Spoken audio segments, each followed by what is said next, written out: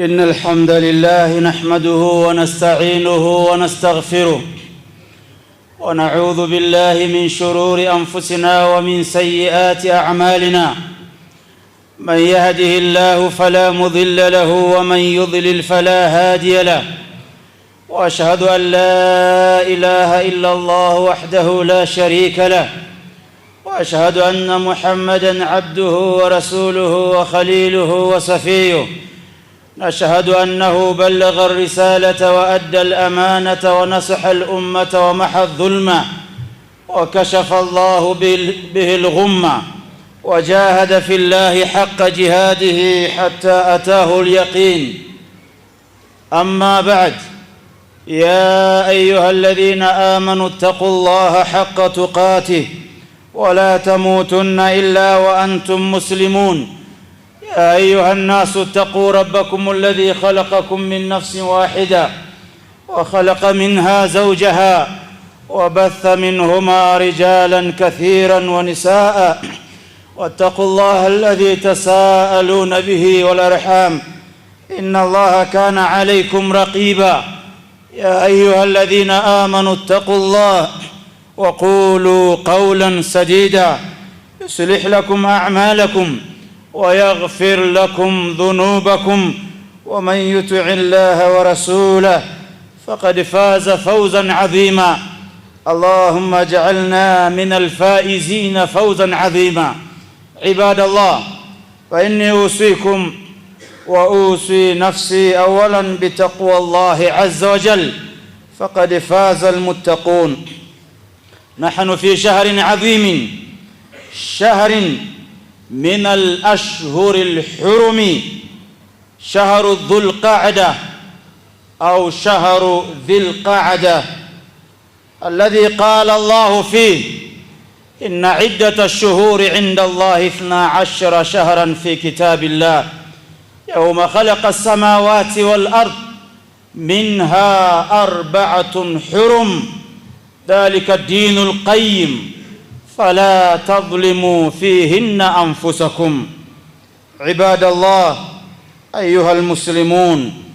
Ndugu zangu Waislamu, awali ya yote tunamshukuru Allah Azza wa Jalla aliyetupatia fursa ya uhai, fursa ya uzima na fursa ya muda kuweza kuhudhuria katika moja ya ibada kubwa inayopatikana kwa wiki mara moja. Ninayohusia nafsi yangu pasi na kusahau kuzihusia nafsi zenu juu ya lile jambo ambalo tunahusiana kila siku, usia ambao toka Mtume sallallahu alaihi wasallam akiwa hai na pindi alipofariki wakapokea usia huo masahaba, na usia huo wamepokezana mpaka sisi leo pia tunasimama kuhusiana. Anittaqullah, na si usia mwingine zaidi ya kumcha Allah subhanahu wa ta'ala, nako ni kumtii na kumheshimu na kumwabudu Allah subhanahu wa ta'ala, kufuata maamrisho yake na kuhakikisha unayaacha yote aliyoyakataza. Ndugu katika imani, nini cha kufanya ndani ya mwezi huu wa Dhulqaada, ikiwa hii ni Ijumaa yetu ya mwanzo ya mwezi huu mtukufu au mwezi mtakatifu, mwezi ambao ni miza. Miza maana yake si mwezi wa kawaida, ni mwezi wenye mambo yake mazuri, na ni mwezi wenye ibada zake maalum, na ni mwezi wenye matukufu yake. Ndugu zangu, katika suratu Tauba Allah anatueleza ndani ya sura hiyo aya nambari 36, anatuambia hivi: inna iddata shuhuri inda Allahi 12 shahran, hakika ya idadi ya miezi kwa Allah subhanahu wa ta'ala ni miezi 12. Ikaenda aya ndani ya miezi hiyo 12 akasema minha arba'atun hurum, miongoni mwa miezi hiyo 12 kuna miezi 4 ambayo ni miezi mitakatifu. Alafu akasema fala tadhlimu fihinna anfusikum, ndani ya miezi hiyo 4 mitakatifu msizidhulumu nafsi zenu. Ayuha almuslimun, ni ipi hiyo miezi 4 mitukufu?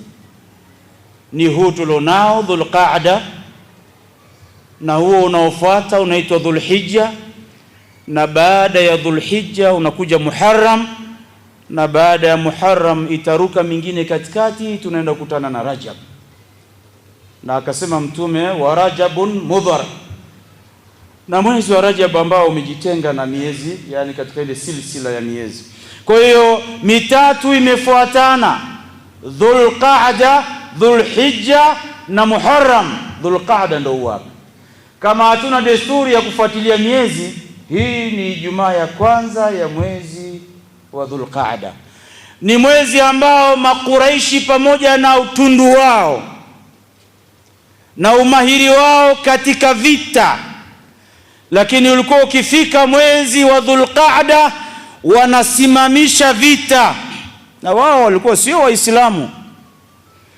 Vita vya kabalia, vita vya ukabila, vita vya asabia, vita vya ukanda, usisi, rangi, walikuwa wakipigana sana Makuraishi enzi hizo. Pamoja na huo ujeuri walionao na vita vya ukabila, vita vya ukanda, vita vya rangi, lakini ikifika Dhulqaada wanasema enough, hatupigani kwa sababu umeshafika mwezi wa Dhulqaada, mwezi wa kusimamisha vita. Watu wanafanya maandalizi kwa ajili ya kwenda hija, na hija inatakiwa njia iwe salama na usalama uwepo kule wanapoenda kuhiji. Kwa hiyo vita havitakiwi. Toka enzi hizo Mtume hajakwepo mpaka Mtume kaikuta hiyo, na ikaendelea mpaka leo. Dhulqaada ni mwezi wenye heshima, ni mwezi ambao unahubiri, na ni mwezi ambao ndani yake unasimamisha vita vyote. Sasa kwa heshima ya mwezi huu wa Dhulqaada, ambaye asili yake umekuwa ni mwezi ambao ni katika miezi hurum, yani ni haramu kumwaga damu. Mwezi huu Dhulqaada, mwezi unaofuata Dhulhijja, ni haramu kumwaga damu. Mwezi wa Muharram ni haramu kumwaga damu. Tunawaambia wale ambao hawana habari kwamba Allah ameweka miezi hii mitakatifu na watu wasimwage damu, damu isimame kumwagwa, ili watu wa take experience kwamba Allah yuko katika kuratibu mambo yake, yuko kwenye kusimamia mambo yake, na anatoa amri zake ndani ya mwezi huu. Tunawakumbusha wa Marekani, tunakumbusha wa Irani, tunakumbusha huko Russia, tunawakumbusha na hizo nchi zingine ambazo kwao vita imekuwa sasa ni kama kuota jua. Vita imekuwa kwao kama vile unavyojisikia kulala, yani unavyojisikia hamu ya kulala unaenda kulala. Hao wengine wanavyojisikia hamu ya kumpiga mtu na mpiga mtu. Sasa tunawaambia kupitia membari hii, mwezi Dhulqaada ni mwezi wa kusimamisha vita vyote, kwa sababu ni mwezi mtakatifu.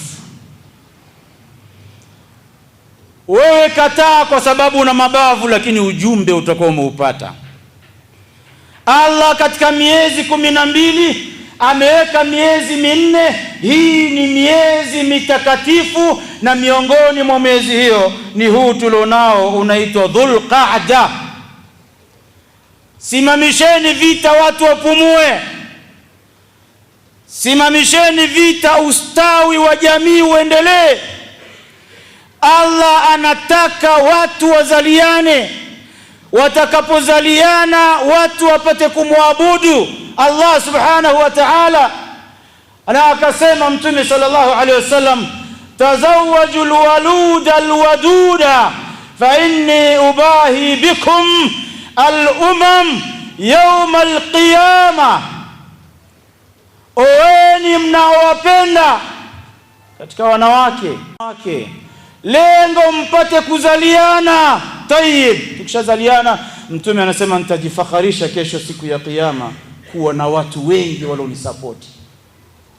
Kwa hiyo vita vinapunguza watu waliokuwa wakimwabudu Allah. Ukimpunguza mtu mmoja anayesema Allah, umefanya dhambi kubwa sana. Ukiua nafsi moja pasi na haki, ni sawa sana umeua watu wote dunia nzima, umeiua hesabu ya mtu mmoja. Kwa hiyo tunawaambia watu waache vita na waache mapambano, hasa katika miezi hii mitakatifu minne. Allah akasema, fala tadhlimu fihinna anfusakum, msizidhulumu nafsi zenu ndani ya miezi hiyo. Hadha ash-shahru laysa ka ghairi, mwezi huu sio kama miezi mingine. Adh-dhanbu fihi a'dham, kufanya dhambi ndani ya mwezi huu, dhambi inakuwa na uzito mkubwa. Wat-ta'atu fihi a'dham, na ukifanya utiifu ndani ya mwezi huu, utiifu unawekewa uzito mkubwa. Qala Abdullah ibn Abbas radhiyallahu anhu, Abdullah ibn Abbas radhi za Allah ziwe juu yake anasema, al-amalu salihu, amali njema ndani ya mwezi huu, a'dhama ajra, ina ujira mkubwa, fil ashhuril hurum, ndani ya miezi hii mitakatifu ukiwepo tulionao. Ayuha nasu ibadallah, wa dhulmu fiha a'dhamu ithma, na dhulma inakuwa ni dhambi kubwa sana, inaongezewa uzito. Madha naf'alu fi dhilqa'da, nini kinachotakiwa tukifanye ndani ya mwezi huu ambao Mtume kasema stop kupigana, kwa sababu watu wafanye maandalizi ya kufanya mambo ya kheri. Jambo la kwanza ambalo inatakiwa tulifanye ndani ya mwezi huu, at-taubatu sadiqa, kwanza tujikurubishe kwa Allah kwa kufanya toba ya kweli. Huu ni mwezi wa toba. Qala an-nabiy sallallahu alayhi wasallam, amesema Mtume Muhammad sallallahu alayhi wasallam, kullu ibn adam khata'un, kila binadamu anafanya dhambi. Wa khairul khata'in, lakini wale bora wenye kufanya dhambi, at-tawwabun, ni wale wenye kufanya toba haraka. Fala tuajil at-tauba, usicheleweshe toba. Midhali ulikosea, mwambie ya Allah, astaghfirullah wa atubu ilaik, nisamehe na narejea kwako. Fala tuajili tauba, ewe mja wa Allah, usicheleweshe toba ukasema nitafanya kesho, nitafanya mwakani, Ramadhani ijayo. Sasa umeingia ndani ya Dhulqa'da, wahisha haraka toba. Falmautu yati faj'a, mauti yanakuja kwa haraka bila hodi. Jambo la pili linalotakiwa lifanywe ndani ya mwezi huu, al-iktharu min at-ta'at, tuzidishe masala ya utiifu. Siyam, funga tuzizidishe. Salatul jamaa, swala za jamaa tuzizidishe. As-sadaqa, tuzidishe kutoa sadaqa. Wa ila ghairi dhalika, na mengine mazuri katika yanayoonyesha kwamba wewe ni mtiifu kwa Allah subhanahu wa ta'ala. Qala sallallahu alayhi wasallam, amesema mjumbe wa Allah katika hili la kuzidisha kufanya mambo mema ndani ya mwezi huu wa Dhulqa'da, anasema ahabbul a'malu ila Allah, ahabbul a'malu ila Allah, amali inayopendwa sana na Allah, adwamuha wa in qalla, ni ile ambayo unaifanya kwa kudumu hata kama itakuwa ni chache. Ndugu zangu katika imani, nini ninachotaka kusema hapa? Kuna maneno yanayosema consistency is the real success. Yani jambo ukilifanya kwa kuendelea bila kulikata ndio mafanikio ya kweli, not temporary motivation. Yani mafanikio hayaji kwa kufanya kwa muda fulani tu, Ramadhani inatosha. Kuendelea na kuendelea tena, hiyo ndio inaitwa consistency. Na consistency ndio inaileta real success. Na ukipata real success unapata janna. Na ndio maana wale wanaodumu kuswali wanaitwa kwa wito maalum, hayya ala salah. Adhana hiyo, njoeni kwenye swala. Kwa sababu gani? Swala ndo real consistency ambayo ndani yake pana success, na inakuja mbele yake anasema hayya ala alfalah. Alfalah maana yake ndo success. Ndugu zangu katika imani, kama utalifanya jambo kwa uendelevu, hata likiwa ni jiwe gumu namna gani, kamba ikipita juu ya jiwe, kwa kuendelea kupita juu ya jiwe, kamba inapasua ule mwamba. Kamba ambayo ni nyepesi kabisa laini. Kwa sababu gani? Inafanya hivyo kwa kuendelea. Sasa ndugu zangu katika imani, al-a'malu ahabbu al-a'malu ila Allah, matendo anayopenda sana Allah, adwamuha wa in qalla, fanya kwa kuendelea, hata kama ni kupiga mswaki wa mti, endelea nao, usikatishe. Ndugu zangu, kuna watu wako na swali witiri, hawaswali tena witiri. Kuna swali wako na swali tahajjud, hawaswali tena tahajjud. Kuna watu walikuwa wanatoa sadaka, hawatoi tena sadaka. Kuna watu walikuwa wanatembelea wagonjwa, hawatembelei tena wagonjwa.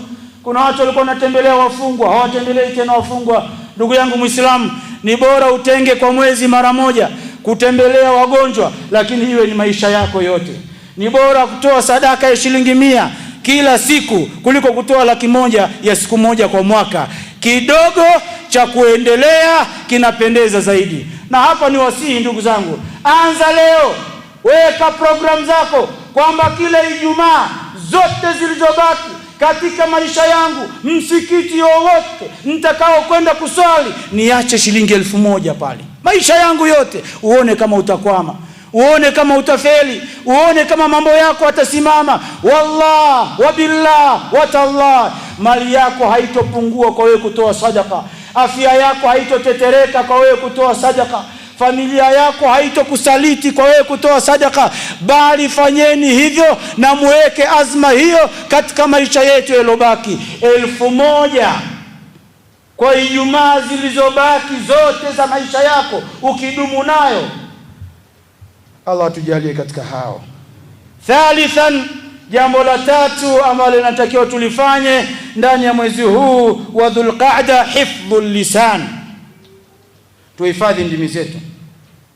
Tuhifadhi ndimi zetu, tuache uongo, tuache usengenyi, tuache namima, tuache uvumi, tuache maneno mabaya, maneno ambayo madhara yake yatasababisha watu wagombane, madhara yake yatasababisha watu watengane, maneno ambayo madhara yake yatasababisha vifo.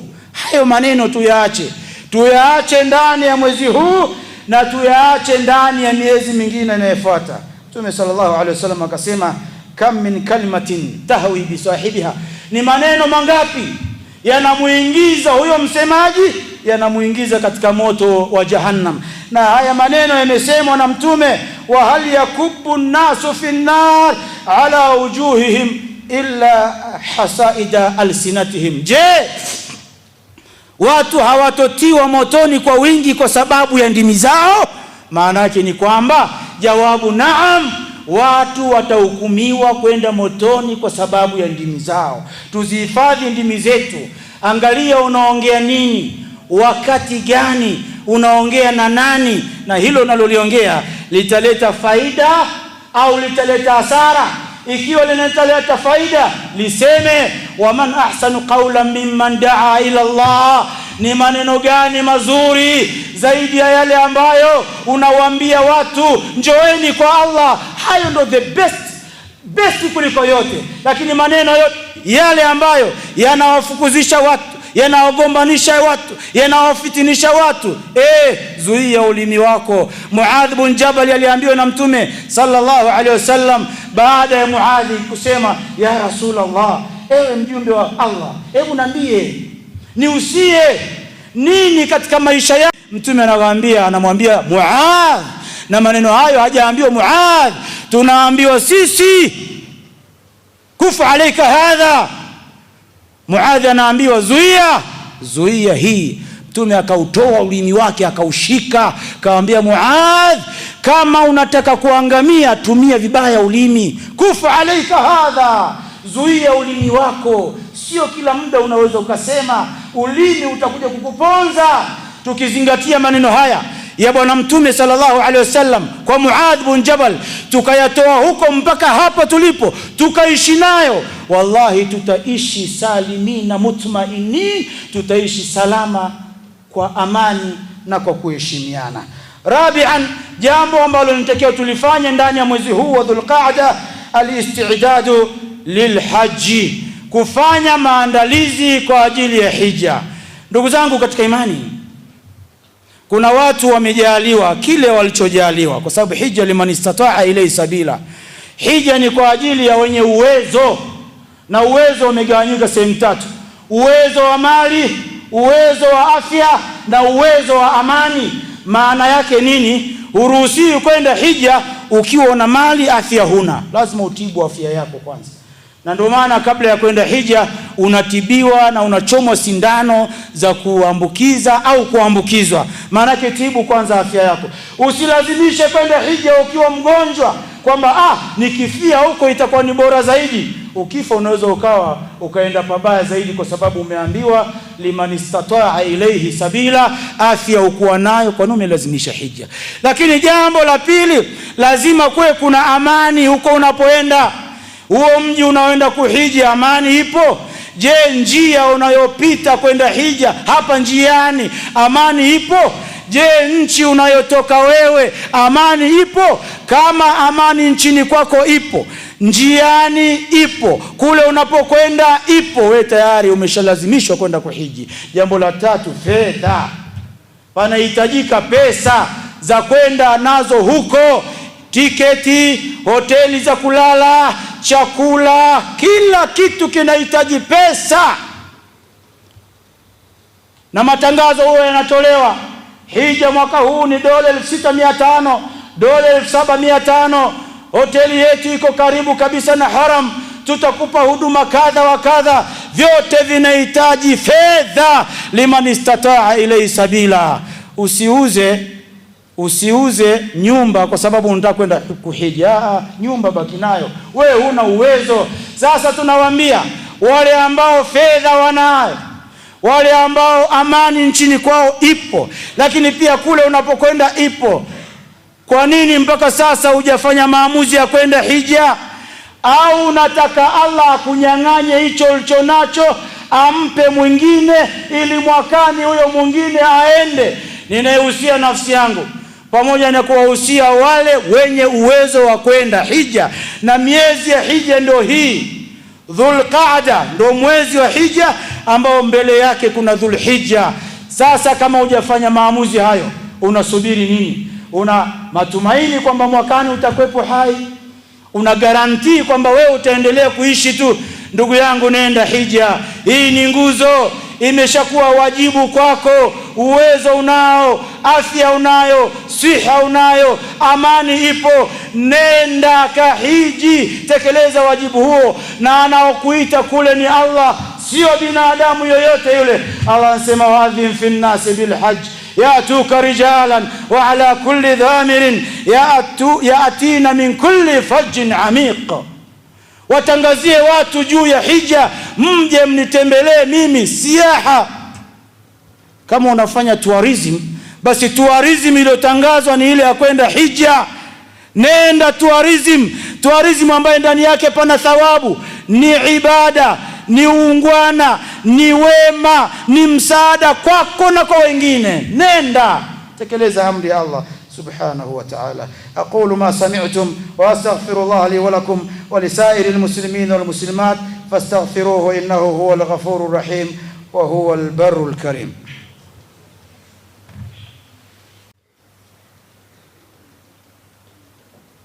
Alhamdulillah wahda wassalatu wassalamu ala man la nabiyya ba'da wa ala alihi wa ashabihi wa sallama tasliman kathira. Amma ba'd, min alamati qubuli at-ta'a, miongoni mwa alama za kukubaliwa utiifu wako mwezi huu wa Dhulqa'da, jambo la kwanza kabisa, tatahassan akhlaqaka, fanya uzuri wa tabia zako. Na tabia inakuwa nzuri vipi? Jambo la kwanza, sil rahimaka, unganisha tumbo lako. Rahim ni udugu, rahim ni jamaa. Katika miongoni mwa mambo yanayokuonyesha kwamba wewe una tabia njema ni pale unapounganisha udugu na wala sio kukata udugu. Unganisha udugu na wazazi wako kama wako hai. Wasiliana nao, wapigie simu, waandikie ujumbe, wasalimie. Kiwezekana watembelee. Huko ndo silatur rahim. Kaka zako, dada zako, mama zako wakubwa, mama zako wadogo, wajomba zako, shangazi zako, hawa wote ni sila, wanaunganika na wewe. Usiishi wewe peke yako kana kwamba hakuna aliyokushauri. Saa nyingine jina lako ili watu wakokuita unasema mashaallah, jina zuri, alikuita shangazi yako. Shangazi ambaye sasa yuko ndani ameparalyze, hana msaada wa panado, hana msaada wa kusafishwa, na wewe ndio alokupa jina hilo ambalo leo unajivunia, ukiitwa unafurahi. Jambo ambalo linatakiwa sasa, tutoke tukaunganishe ndugu. Tafuta wajomba zako, wasiliana nao. Shangazi zako wako wapi? Wasiliana nao.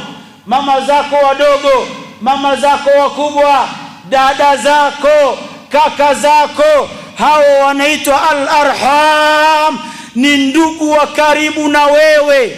Mkifanya hivyo na yule akafanya na yule akafanya, wallahi tutaishi kwa mawadda na mapenzi ya hali ya juu. Watu wamekata udugu na ndugu zao. Qala an-nabi sallallahu alayhi wasallam, amesema Mtume rehema na amani ziwe juu yake, juu ya kuunga udugu, man ahabba an yubsata lahu fi rizqi, yeyote anayependa riziki yake ikunjuliwe, wa an yunsa lahu fi athari, na maisha yake yawe marefu yenye baraka, hata akifa anaacha athari nzuri, falyasil rahima, aunganishe udugu. Basi kuunganisha udugu ni jambo kubwa.